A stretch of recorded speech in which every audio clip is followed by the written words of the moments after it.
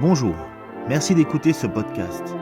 Nous sommes l'église évangélique baptiste La Bonne Nouvelle située à Dijon, au 8B rue Jules Viol. Nous serions heureux de vous y rencontrer un jour et nous vous souhaitons une bonne écoute.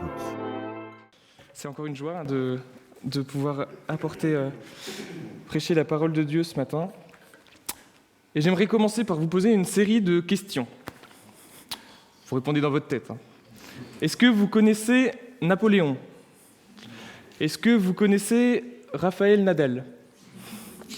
Est-ce que vous connaissez vos tables de multiplication ? Est-ce que vous connaissez plus actuellement les candidats aux législatives de votre circonscription ? Est-ce que vous connaissez vos parents ? Et donc là, à ce stade, vous avez peut-être envie de me dire « Ouais, attends, ça dépend ce qu'on entend par connaître ». Et c'est vrai, le verbe « connaître » peut vouloir dire beaucoup de choses et j'aimerais juste qu'on garde ça à l'esprit parce que ça nous servira tout à l'heure. Aujourd'hui, je vous propose qu'on continue un peu notre réflexion qu'on avait commencé déjà la dernière fois que j'avais apporté la prédication sur 1 Jean, où il était question, on avait vu, selon les mots de Jean, de marcher dans la lumière. Et on avait insisté particulièrement sur un aspect, c'était que marcher dans la lumière, ça consistait à être vrai, à être transparent devant Dieu, à ne rien lui cacher, à reconnaître nos péchés devant lui. Et on va maintenant se pencher sur les versets juste après, ce sont les versets qui suivent, donc qui se trouvent dans 1 Jean 2, les versets 1 à 6. Avant de les lire, j'aimerais juste qu'on se rappelle un tout petit peu, et peut-être pour être plus attentif, qu'on imagine que c'est vraiment Jean lui-même qui nous parle, on peut imaginer ça, on sera vraiment plus attentif, qui nous parle, et rappelons-nous que c'est celui aussi qui a écrit sans doute l'évangile de Jean, qui a aussi certainement écrit l'Apocalypse. Rappelons-nous surtout qu'il a été témoin direct de Jésus. Il a vécu à ses côtés pendant plusieurs années. Rappelons-nous qu'il a eu certainement une vie de disciple plus que mouvementée et qu'il est maintenant, au moment où il écrit, certainement assez âgé. Et il parle avec une vraie autorité, de par son statut, de par sa vie, mais aussi, et on va le voir, une grande affection, au point qu'il va nous appeler « mes petits-enfants ». Donc c'est à la fois le maître et à la fois vraiment l'affection qui transparaît là-dedans. Lisons ce texte. « Mes enfants, je vous écris cela pour que vous ne péchiez pas. Mais si quelqu'un vient à pécher, nous avons un défenseur auprès du Père, Jésus-Christ, qui est juste. Il est lui-même l'expiation pour nos péchés, non pas seulement pour les nôtres, mais aussi pour ceux du monde entier. À ceci, nous savons que nous le connaissons si nous gardons ses commandements. Celui qui dit « Je le connais » et qui ne garde pas ses commandements est un menteur, et la vérité n'est pas en lui. Mais celui qui garde sa parole, l'amour de Dieu est vraiment accompli en lui. À ceci, nous savons que nous sommes en lui, celui qui dit demeurer en lui, doit marcher aussi comme lui a marché. Voilà un petit peu comment on pourrait résumer ça. Vous avez compris qu'il est question de connaître Jésus-Christ, et c'est un petit peu pour ça que je vous posais les questions au début. Mais qu'est-ce qu'on entend par connaître Jésus-Christ ? Je l'ai un peu résumé comme ça. En fait, ça veut presque dire la même chose que de marcher dans la lumière. Marcher dans la lumière, c'est connaître Jésus-Christ, ou l'inverse, connaître Jésus-Christ, c'est marcher dans la lumière. Je vous propose ensemble de voir 4 points. Le premier, c'est connaître Jésus-Christ, c'est connaître son œuvre. Ce sera un point sur lequel on s'attardera particulièrement. On va voir aussi que connaître Jésus-Christ, c'est le connaître intimement. 3e point, le connaître, ça signifie aussi lui obéir. 4e point, le connaître, ça signifie aussi aimer. Commençons par le premier point, connaître son œuvre. Dans le passage qu'on avait étudié avant, on avait donc vu que tous les hommes étaient pécheurs, que nous étions tous coupables devant Dieu, qu'on ne pouvait pas s'en cacher. C'était un état de fait et qu'on devait donc se reconnaître coupable et demander pardon. Et puis Jean avait exposé avec force la grâce de Dieu. Rappelons-nous ces mots, « Le sang de Jésus nous purifie de tout péché ». Et voici comment Jean commence notre passage d'aujourd'hui. « Mes enfants, je vous écris cela pour que vous ne péchiez pas. » Et en fait, on comprend que Jean, ici, il a un peu peur qu'après avoir annoncé la grâce de Dieu, on la comprenne mal. C'est-à-dire qu'on se dise un peu, on est sauvés par grâce, nous sommes sous la grâce, ce qui nous permet un petit peu de faire globalement n'importe quoi, puisque de toute façon, nous sommes sauvés. Paul a aussi cette inquiétude, on la retrouve dans Romains 6. Quoi donc, allons-nous pécher parce que nous sommes plus sous la loi mais sous la grâce ? Quelle est la réponse de Paul ? Certes, non. C'est une mauvaise compréhension. Non, une chose demeure, Dieu déteste le péché. Et donc, marcher dans la lumière signifie bien sûr que nous sommes appelés à éviter de pécher. Le salut n'est pas un billet, n'est pas qu'un billet pour le paradis, on peut le dire comme ça. Il se vit, le salut se vit ici et maintenant. Nous sommes donc appelés à ne pas pécher. Et juste après avoir dit cela, je trouve que c'est touchant de voir que Jean nous a déjà parlé de la grâce de Dieu. Et pourtant, c'est comme s'il ne pouvait pas s'empêcher de la rappeler encore une fois. Mais si quelqu'un vient à pécher, il rappelle encore une fois, un peu différemment, la grâce et l'amour de Dieu. Je me suis demandé, mais il l'a déjà fait, les versets juste avant. On en avait parlé la dernière fois. Pourquoi il revient dessus ? Et en fait, en creusant, je trouve que ça vaut la peine pour nous aussi de revenir dessus et de voir comment il le fait. Jean l'expose en présentant Jésus avec 3 expressions complémentaires. Je les ai soulignées pour qu'on les voit mieux. Un défenseur auprès du Père, première expression. Deuxième, Jésus-Christ qui est juste. Et la troisième, lui-même, l'expiation pour nos péchés. On va essayer de s'y arrêter sans aller trop dans le technique. Je vais essayer de vous garder. Un défenseur auprès du Père. Le mot défenseur, il vient du mot grec paraklétos, que peut-être vous avez déjà entendu le mot paraclet. Souvent, on le connaît parce qu'il est dans l'évangile de Jean pour parler du Saint-Esprit. Mais ici, dans notre passage, le mot défenseur, le mot paraklétos, se réfère à Jésus. Et c'est un mot qui a plusieurs sens, en fait, qui a même des sens assez vastes. Je vous en donne quelques-uns. Ça peut vouloir dire avocat, soutien, intercesseur, ou encore même conseiller, consolateur. Sans entrer forcément dans les détails, ce mot nous indique une vérité essentielle. Un défenseur auprès du Père, Jésus est de notre côté, il agit en notre faveur. Intercesseur, c'est ça que ça signifie. Il veut nous sauver. Alors de quoi veut-il nous sauver ? Je le rappelle brièvement, bien sûr, mais il veut nous sauver du péché, il veut nous sauver de tout ce qui nous sépare de Dieu, de cette relation brisée, et de tout ce qui nous rend esclaves, et le péché nous conduit à la mort. Ce mot défenseur, intercesseur, veut dire que Jésus veut nous sauver de la mort. Et un défenseur auprès du Père, on a parfois cette compréhension de se dire « Ah oui, donc il se positionnerait un peu entre le Père et nous, un peu contre le Père même, en notre faveur. » J'ai dit qu'il était en notre faveur. Je pense qu'auprès du Père, ça signifie qu'il a le pouvoir, au contraire, de nous défendre, de par sa proximité unique avec le Père, de par justement qui il est, il peut nous défendre, et lui seul le peut. Ce qui nous amène à la deuxième expression, Jésus-Christ qui est juste. Et ce qualificatif juste va un petit peu dans la même ligne, ça veut nous montrer quelque chose d'important, c'est que le Père et le Fils, donc le Père et Jésus, sont un. Ils ont la même justice, le même projet, la même volonté, le même dessein pour l'humanité. Jésus-Christ, de dire que Jésus-Christ est juste, ça veut dire qu'il s'inscrit parfaitement dans le plan de justice du Père. Alors, on va essayer de clarifier un peu tout ça avec une image qui, comme toutes les images, a ses limites. J'aimerais qu'on se représente une scène de tribunal, mais simplifiée à l'extrême, où on a seulement 3 acteurs. On a le juge, on a l'accusé et l'avocat. Pour nous sauver, alors juste qui on est dans cette scène ? On est forcément l'accusé, on est même coupable. On le sait, on l'a vu déjà, on est coupable. Donc nous, on est l'accusé, d'accord. Eh bien, pour nous sauver, Dieu n'est pas seulement le juste juge. Oui, il l'est, mais il est aussi l'avocat. C'est le sens du mot défenseur. Il veut la justice, d'une part, oui, mais il veut aussi nous accorder sa grâce. Il y a une tension. Mais ça va plus loin. Pour nous sauver, Dieu n'est pas seulement juge et avocat. C'est là où la grâce de Dieu va vraiment plus loin. Il se fait lui-même l'accusé. Il est innocent, mais il se met dans la posture du coupable. Il se met à notre place.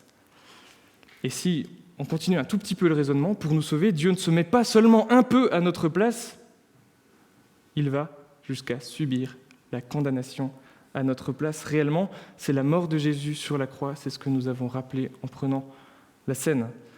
Pour nous sauver, Dieu s'offre tout simplement lui-même.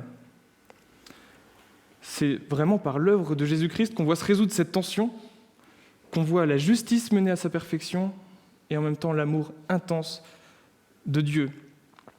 Souvent, on l'entend, mais je nous invite vraiment à en prendre conscience.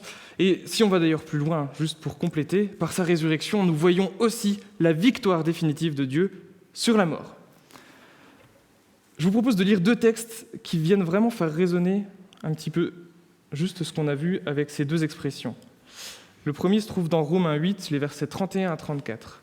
« Que dirons-nous donc à ce sujet ? Si Dieu est pour nous, qui sera contre nous ? Lui qui n'a pas épargné son propre Fils, mais qui l'a livré pour nous tous, comment ne nous donnera-t-il pas aussi tout avec lui par grâce ? Qui accusera ceux que Dieu a choisis ? C'est Dieu qui justifie. Qui condamnera ? C'est Jésus-Christ qui est mort. Bien plus, il s'est réveillé. Il est à la droite de Dieu et il intercède pour nous. » Je vous propose aussi un deuxième passage qui reprend encore un petit peu différemment pour compléter. Hébreux 7, verset 25. « C'est pour cela aussi donc Jésus, que Jésus peut sauver parfaitement ceux qui s'approchent de Dieu par lui, puisqu'il est toujours vivant pour intercéder en leur faveur. » N'avons-nous pas déjà des raisons de nous émerveiller et de le louer ? Rien que lorsque nous contemplons les 2 expressions avec lesquelles Jean nous présente cela. Mais ça va encore un tout petit peu plus loin avec la 3e expression. L'expression « il est lui-même l'expiation pour nos péchés ». Et là, je vous demande encore de vous accrocher un petit peu. Normalement, après, ce sera un peu moins technique, mais c'est nécessaire pour qu'on comprenne cette richesse. C'est un peu un gros mot, le mot « expiation » pour nous, mais c'est un mot qui vient du vocabulaire de l'Ancienne Alliance. Et je trouve qu'il mérite qu'on s'y attarde parce qu'il permet de lier l'œuvre de Jésus-Christ à l'ensemble de l'histoire du salut et à l'ensemble de la Bible. Ce que j'aimerais qu'on comprenne ce matin, c'est que cette tension entre Dieu qui a toujours été juste et saint et miséricordieux et rempli de grâce et de compassion, elle a toujours été, Dieu est toujours le même. Et Dieu a toujours voulu également rétablir la relation entre lui et les hommes, qu'il rejette. Et avant la venue de Jésus, dans l'Ancienne Alliance, on voit qu'il a déjà donné de sa propre initiative un moyen de grâce pour restaurer cette relation brisée par le péché de l'homme. C'est là où il a donné tout ce que nous pouvons lire, notamment dans le Pentateuque, les sacrifices, et il avait donné ce moyen de faire mourir un animal innocent. On ne va pas entrer dans toutes les subtilités, mais l'expiation des péchés, c'était l'idée de couvrir, d'annuler le péché par un sacrifice. Et donc verser le sang de l'animal permettait donc, si on résume un peu, mais d'être gracié, d'obtenir le pardon, d'être purifié. Selon le verset d'Hébreux 9, verset 22, « Selon la loi, presque tout est purifié avec du sang, et sans effusion de sang, il n'y a pas de pardon. » J'insiste, Dieu avait déjà donné de lui-même ce moyen par lequel le peuple pouvait entrer en relation, imparfaitement, oui, et oser s'approcher de lui. Mais l'œuvre de Jésus, la voici, et c'est là où de comprendre le mot expiation, ça nous fait réaliser à nouveau l'ampleur de sa grâce. Il s'est offert comme le sacrifice ultime. Hébreux 9, versets 12 et 14, « Quand le Christ est entré une fois pour toutes dans le lieu très saint, il n'a pas offert du sang de bouc et de veau. » Le lieu très saint, c'est là où on offrait les sacrifices. Il a offert son propre sang et nous a ainsi délivrés définitivement de nos péchés. Par l'Esprit éternel, il s'est offert lui-même à Dieu comme sacrifice parfait. Nous arrêter là-dessus nous montre 3 éléments au moins. C'est que l'œuvre de Christ est définitive. Relever les expressions « définitivement » une fois pour toutes. Le deuxième aspect, c'est que l'œuvre de Christ s'inscrit dans la grande histoire de la rédemption voulue par Dieu.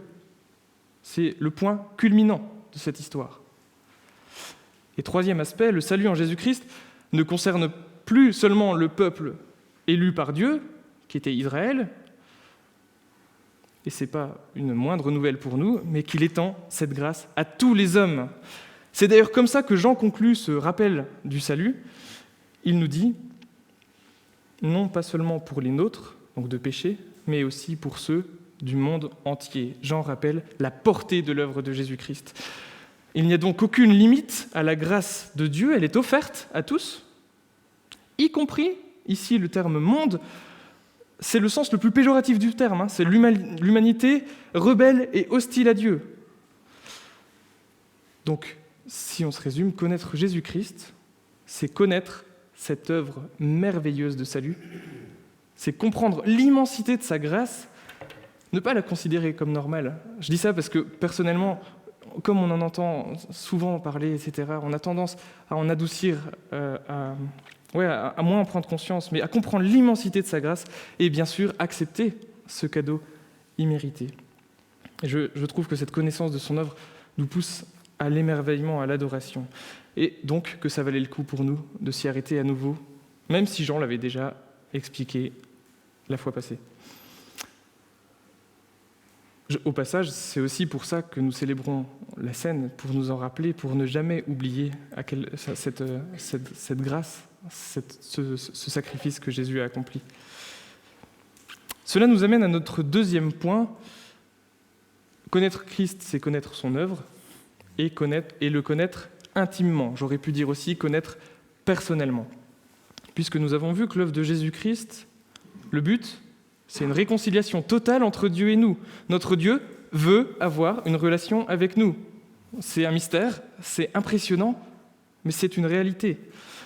Et lorsque Jean parle de connaître Jésus-Christ, rappelez-vous de ce qu'on a dit en introduction, il ne s'agit pas de connaître comme on connaît un personnage historique, comme on connaît une célébrité, comme on connaît même un sujet, voilà. Pour Jean, et d'ailleurs plus généralement quand le verbe « connaître » est employé dans le Nouveau Testament, c'est beaucoup plus fort que ça. Il s'agit d'une relation personnelle, il s'agit de vivre en communion avec lui. Dans notre texte, on a plusieurs expressions qui sont assez proches, qui sont assez synonymes, mais qui nous permettent de prendre un peu la mesure de ce qu'est connaître Jésus personnellement. Au verset 6, nous avons l'expression « demeurer en lui ». Au verset 5, si nous sommes en lui, être en lui. Et je vous fais juste remarquer en passant la préposition « en ». C'est pas écrit, ce n'est pas demeurer avec lui, ni demeurer à côté de lui, c'est en lui. On a aussi l'expression qui était un petit peu avant dans 1 Jean 1, verset 6, mais elle y est plusieurs fois dans l'Épître, en communion avec lui. Le terme communion, ça va très loin. C'est le sens d'unité, d'harmonie, de faire un. Et là aussi, j'aimerais souligner que cette communion, cette connaissance intime qu'on peut avoir de Dieu, elle ne va pas de soi, elle ne va pas d'elle-même. Et là encore, quand nous lisons l'Ancien Testament, on le constate. Le peuple d'Israël, comment il connaissait la volonté de Dieu ? Par les ancêtres, par la loi, par certaines personnes particulières, les prophètes. Le peuple d'Israël, comment il accédait à la présence de Dieu ? C'était difficile. Si vous lisez Lévitique, comme avec quelques frères, ça nous est arrivé récemment, vous allez voir les nombreux rituels, les précautions qu'il fallait faire pour entrer dans le lieu très saint, la tente de la rencontre, seul le grand prêtre y entrait, une seule fois par an. Enfin, on n'entrait pas en présence de Dieu comme ça. Mais, grâce à cette réconciliation accomplie par Jésus, grâce précisément à ce pont qu'il établit entre Dieu et nous, notre Dieu s'est fait on ne peut plus proche, au point qu'il nous change de l'intérieur par son esprit qui habite en nous. Nous pouvons nous laisser transformer par lui et lui adresser évidemment, comme nous l'avons fait aussi ce matin, toutes nos demandes, toutes nos prières dans la plus grande intimité. N'est-ce pas une nouvelle extraordinaire ? Notre Dieu veut vivre en nous. C'est aussi d'ailleurs la fête de la Pentecôte, quand il nous a donné son esprit. Notre Dieu veut vivre en nous, à nous de le laisser faire. Et à nous de le laisser faire, ça nous conduit à notre troisième point, c'est que le connaître, ça signifie lui obéir. Jean indique que connaître Christ, ça signifie lui obéir. Et c'est intéressant de voir qu'il le présente un peu comme un test pour savoir si oui ou non on peut dire « je le connais ». À ceci, nous savons que nous le connaissons, 1 Jean 2, versets 3 et 4, si nous gardons ses commandements. Celui qui dit « je le connais » et qui ne garde pas ses commandements est un menteur et la vérité n'est pas en lui. C'est un petit peu comme s'il présentait l'obéissance à ses commandements comme un critère d'authenticité de notre foi. C'est pour nous, je trouve, un enseignement fondamental, c'est qu'il ne s'agit pas simplement de dire avec notre bouche quelque chose. L'appartenance à Christ est une relation. Une relation ne se dit pas seulement, elle se vit. Elle ne se dit pas seulement, elle se vit. Et pour faire le lien entre le connaître et l'obéir, moi, ça m'a fait penser à une expression courante, j'espère que vous la connaissez, sinon, je vous l'ai dit. Il y a la lettre et l'esprit de la loi. Est-ce que vous avez déjà entendu cette expression ? Alors, parfois, il y a la version, il y a la loi, l'esprit de la loi, et celui qui connaît le juge. Juste pour situer cette expression dans la populaire, souvent on l'utilise de la pire des manières, c'est pour justifier la corruption en fait. Par exemple, vous êtes à 150 sur l'autoroute, vous êtes arrêté par le gendarme, et il se trouve que vous le connaissez. Vous lui dites « Oui, oh, on se connaît ». Puis après tout, il y a la loi, il y a la limitation, il y a l'esprit de la loi, je mettais en danger personne, et puis on se connaît. Vous voyez l'idée ? C'est une expression qui est plutôt... En fait, plus on est proche de celui qui fait appliquer la loi, plus on a de bonnes raisons d'avoir de la souplesse avec la loi. Et je trouve intéressant de reprendre cette expression parce que dans une perspective biblique, la logique est complètement inversée.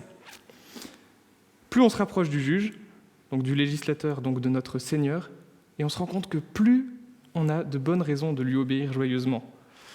Je vous propose de retourner un peu cette expression pour mieux comprendre. Il y a la loi. Dans une perspective biblique, c'est celle donnée par Dieu à son peuple, condensée dans les 10 commandements. Il y a l'esprit de la loi. C'est celui que Jésus rappelle à de nombreuses reprises dans son enseignement. Par exemple, dans le Sermon sur la montagne, quand Jésus regarde la loi et nous aide à voir l'esprit de la loi, précisément. Et puis, il y a ceux qui connaissent le juge, vous l'avez compris, ultimement, ceux qui connaissent Christ. Et donc, si on reprend ces 3 éléments, obéir à la loi, c'est respecter scrupuleusement la Torah. C'est l'attitude légaliste, c'est celle des pharisiens au temps de Jésus. Leur but, c'était de respecter scrupuleusement la moindre virgule de leur compréhension de la loi mosaïque. C'était une obéissance littérale. Mais que fait Jésus par rapport à cette attitude ? Il nous dit que notre justice dépasse celle des scribes et des pharisiens. Nous sommes donc appelés à obéir à l'esprit de la loi, si on poursuit l'image. Et pour nous ici, obéir à l'esprit de la loi, c'est certainement pas la contourner pour l'enfreindre. Attention, c'est pas ça que je veux dire. Et Jésus nous dit, c'est en fait aller beaucoup plus loin. C'est aller beaucoup plus loin que juste la loi. C'est ce que Jésus nous demande de faire. C'est les fameux, vous avez appris qu'il a été dit, par exemple, œil pour œil et dent pour dent, mais moi je vous dis de ne pas résister aux méchants, etc. Si je devais le résumer, c'est obéir à la loi, oui, mais dans l'amour.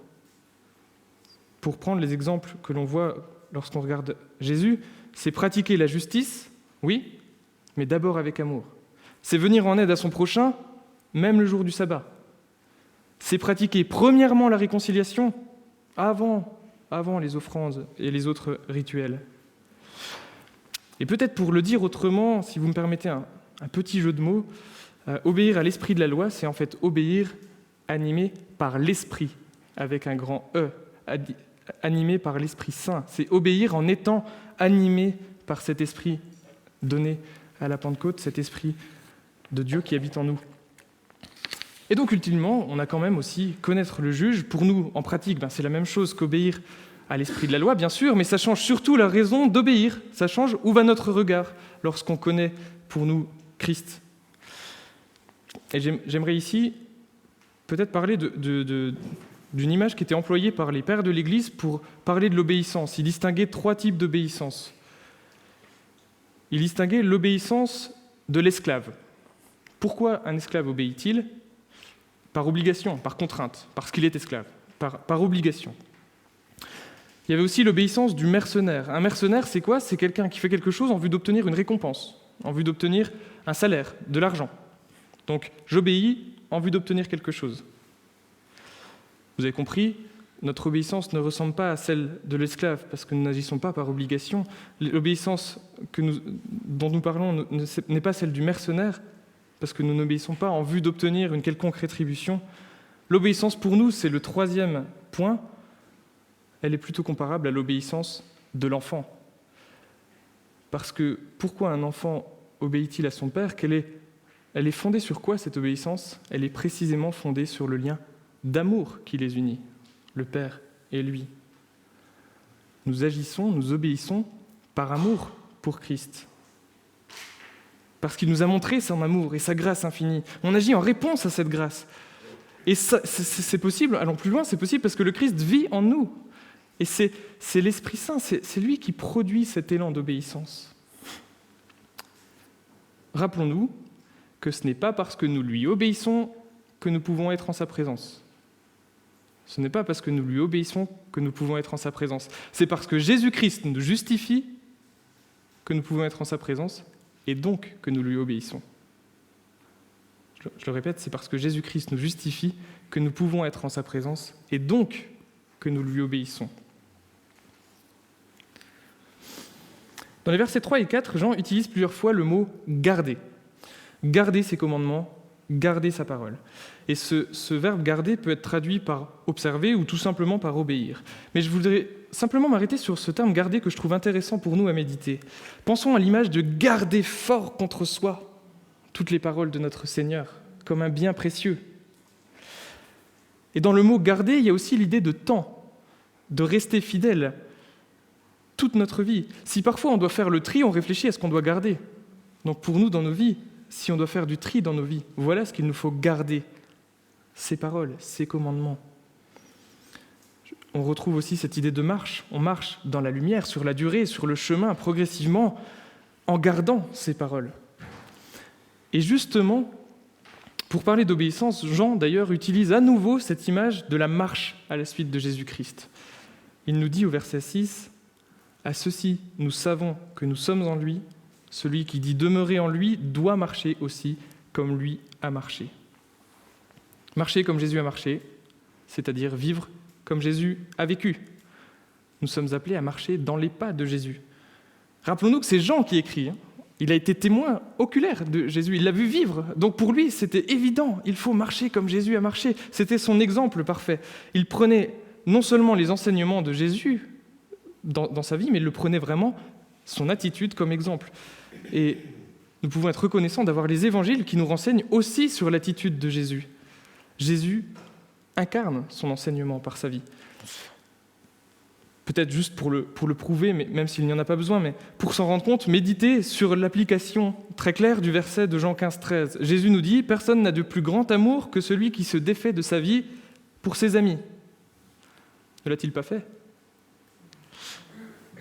Nous pouvons aussi regarder l'attitude de Jésus par rapport aux personnes à la marge de la société, les pauvres, les malades. Que fait Jésus ? Donc qu'est-ce que je suis appelé à faire ? Et je trouve curieux de voir que Jean nous encourage à obéir réellement, mais qui présente un peu ces exhortations à l'obéissance comme des évaluations. Peut-être, d'ailleurs, vous sentez que c'est un peu culpabilisant quand il dit « À ceci nous savons que » ou « Celui qui dit ». Vous voyez toutes ces expressions ? Et j'aimerais juste donner quelques éléments de réponse pourquoi Jean présente les choses de cette manière. La première, c'est que Jean, il n'évalue pas comme un examinateur malveillant qui dit « Est-ce qu'ils font bien les choses ? Comme ça, je vais pouvoir noter. » Non. Jean, il regarde l'Église avec amour et on sent vraiment qu'il en a souci. Il est attentif, en fait, à ce que l'Église laisse Jésus la diriger et que l'Église laisse Jésus la faire vivre. C'est la première raison, je pense. La deuxième, c'est que rappelons-nous que les destinataires directs de Jean, ils faisaient, je pense, on sait, ils faisaient sans doute face à de graves crises qui ébranlaient un peu leur foi, leur certitude. Et parfois, ils pouvaient se demander, mais au fond, est-ce que je suis vraiment un disciple de Jésus ? Au fond, est-ce que je connais Jésus ? Et peut-être que cette question, ça nous arrive de nous la poser. Et c'est aussi dans ce souci-là que Jean nous propose ces petites évaluations bienveillantes, oui, mais qui nous aident à pouvoir se positionner, à pouvoir dire « oui, je connais Jésus ». Et un troisième élément pour lequel Jean présente ça comme des évaluations, c'est peut-être un peu moins positif, sans doute, mais c'est que si on prend le problème à l'envers, la désobéissance, c'est un contre-témoignage terrible qui peut faire des dégâts. L'Église est appelée à anticiper dans le monde le royaume de Dieu. Et je trouve qu'on voit ce verset dans l'épître de Tite, Tite chapitre 1, verset 16. Il y a un verset qui moi, me touche, parce qu'on voit un soupir triste et désolé de l'auteur devant le péché d'une église. Il dit « Ils déclarent connaître Dieu, mais ils le renient par leurs œuvres. » Cela nous interpelle aussi dans notre obéissance. Mais rappelons-nous, nous pouvons voir ce texte comme une exhortation à l'obéissance, comme un encouragement. Rappelons-nous que c'est un encouragement à vivre une vie de disciple authentique et obéissant, non pas par obligation, non pas en vue d'obtenir une récompense, mais comme une joyeuse réponse à la grâce de Dieu manifestée en Jésus. Il nous a donné sa vie. Nous sommes des enfants pardonnés. Et nous obéissons aussi comme une manifestation de son œuvre en nous. Comme on l'a dit tout à l'heure, laissons Christ vivre en nous. C'est ce que signifie l'obéissance. Et ça va toujours, c'est peut-être un peu dense, je reconnais. J'en arrive à mon dernier point. Le connaître, ça signifie aimer. On a parlé d'obéir aux commandements, et Jean parle beaucoup des commandements de Dieu, parle beaucoup de sa parole, mais ce qui est logique de se demander, c'est qu'est-ce qu'il entend par ce commandement ? Pour Jean, la nature du commandement divin tient en un mot, aimer. Verset 5, celui qui garde sa parole, l'amour de Dieu est accompli en lui. Ce que j'aimerais souligner, c'est qu'obéir, ça ne consiste pas d'abord à se lever le matin et à se dire « Bon, quelle bonne chose je vais pouvoir faire aujourd'hui par mes propres forces, quelles bonnes actions je vais pouvoir accomplir ?» Ça peut, hein. Mais obéir, garder sa parole, ce n'est pas d'abord ça, c'est d'abord laisser l'amour de Dieu inonder, transformer notre vie. Selon certaines traductions de ce verset, c'est laisser l'amour de Dieu être véritablement parfait en nous. Pour ça, ça peut être utile de se tourner vers l'évangile du même auteur, l'évangile de Jean, où nous voyons comment Jésus résume ses commandements, d'ailleurs qu'il nomme ensuite « mon commandement » au singulier. Jean 15, versets 9 à 12, « Comme le Père m'a aimé, moi aussi je vous ai aimé, demeurez dans mon amour. Si vous gardez mes commandements, vous demeurerez dans mon amour. Comme moi j'ai gardé les commandements de mon Père et je demeure dans son amour. Je vous ai parlé ainsi pour que ma joie soit en vous et que votre joie soit complète. Voici mon commandement, que vous vous aimiez les uns les autres, comme je vous ai aimé. On retrouve l'idée de faire comme Jésus, de vivre comme lui a vécu, de regarder à lui. Pour Jean, connaître Dieu revient à obéir à son commandement, et obéir à son commandement, c'est aimer. Alors c'est un thème qui est dans tous les écrits de Jean, hein. Et si vous lisez la première lettre de Jean, c'est un thème qui sature cette première épître. Donc il y a beaucoup à dire, donc je ne vais pas aller dans tous les détails, donc il y aurait énormément à dire, énormément de versets à citer, et ce n'est pas le lieu ici. J'aimerais juste faire quelques remarques sur cette idée d'amour. Quand on parle, de quel amour on parle ? J'aimerais préciser que c'est de l'amour, en grec, agapé, celui que Paul décrit comme étant patient, bon, dénué de jalousie, qui ne se vante pas, qui ne se gonfle pas d'orgueil, qui ne fait rien d'inconvenant, qui n'est pas égoïste, qui ne s'irrite pas. Vous avez compris, celui qui est décrit de manière si magistrale en 1 Corinthiens 13. Mais d'une manière générale, si on devait encore plus le résumer, l'amour que nous sommes appelés à pratiquer et à vivre, c'est le même que celui de Christ. Donc le plus grand et le plus noble. Et à ce stade, vous vous dites, la barre est haute. Oui, la barre est haute. Et le commandement d'aimer, précisément, on se dit souvent, les chrétiens doivent aimer. Bon, c'est facile, ça, ok. Non, le commandement d'aimer n'a rien de facile, n'a rien de mou, n'a rien de tranquille. C'est un combat, c'est le plus grand défi de notre vie. Mais c'est un combat que nous ne vivons pas seuls, pas par nos propres forces, que nous vivons par l'Esprit, en laissant Christ précisément vivre en nous, aimer à travers nous. Deuxième remarque, aimer qui ? Aimer Dieu, bien sûr, en réponse à sa grâce, aimer Christ, aimer nos frères et sœurs dans la foi, aimer notre prochain, et même aimer nos ennemis. En fait, comme la grâce de Dieu n'a pas de limite, l'amour que nous sommes appelés à vivre n'en a pas non plus. Aimer, c'est vivre en Christ. Aimer, c'est la réponse par excellence à l'amour de Dieu pour nous. 1 Jean 4, verset 19, quant à nous, nous aimons. Pourquoi ? Parce que lui nous a aimés le premier. Aimer, c'est le meilleur moyen d'être des lumières dans le monde. L'amour est le ciment de l'Église. L'amour est le ciment de la communion entre frères et sœurs. 1 Jean 4, verset 12, personne n'a jamais vu Dieu. Si nous nous aimons les uns les autres, Dieu demeure en nous et son amour est accompli en nous. Dernière remarque, comment aimer ? C'est parfois difficile. Je vais peut-être vous décevoir, mais il n'y a pas de mode d'emploi précis ou avec différentes étapes pour aimer. Mais précisément, comment aimer en cherchant à connaître toujours davantage Jésus-Christ? En cherchant à le connaître toujours plus, nous disposons nos cœurs à aimer. Nous le laissons aimer à travers nous. Regardons à lui et nous saurons comment rayonner de lui. Personnellement, je constate que dans ma vie, les moments où je prends beaucoup de temps à prier, à lire la parole, à la méditer, à le louer, ce sont immanquablement les moments où je montre le plus d'amour autour de moi. Et mes proches me le disent parfois, ou l'inverse. Mes proches me disent, moi en ce moment, c'est un peu pénible, c'est les moments où je m'assèche, où je ne lis plus suffisamment, où je ne prie plus suffisamment, où je ne cherche plus suffisamment à connaître Christ. Retenons ce cercle vertueux. Plus je lis la parole, plus je prie, première étape, plus j'aurai soif de lire la parole et plus j'aurai soif de prier, c'est automatique. Et plus j'aurai une relation profonde avec Dieu, et plus je serai capable d'aimer.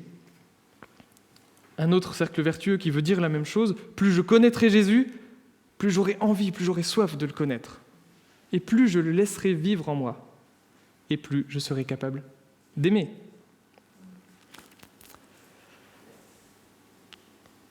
J'aimerais simplement terminer en reprenant l'image de la lumière qui nous a un peu accompagnés pour ces deux prédications, avec une image tirée de la physique.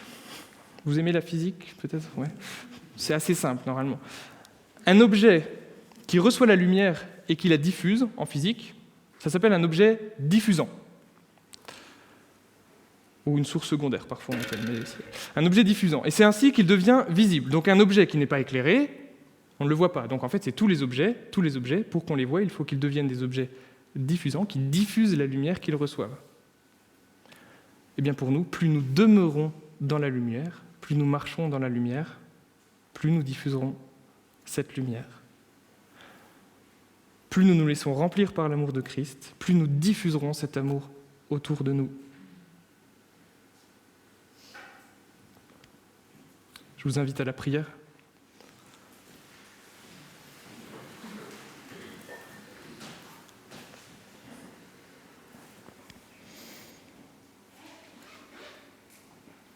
Seigneur, nous voulons mieux te connaître parce que nous voyons en toi ton œuvre de salut, de grâce que parfois nous peinons à comprendre, nous peinons à en mesurer l'immensité que le Dieu 3 fois saint ait subi la condamnation à notre place, nous ait sauvés en donnant sa vie. Seigneur, aide-nous à regarder toujours plus souvent à ta grâce envers nous, à ton amour pour nous. Et Seigneur, je te prie que, en te laissant vivre en nous, en te connaissant davantage, plus intimement, en te laissant, transformer notre vie,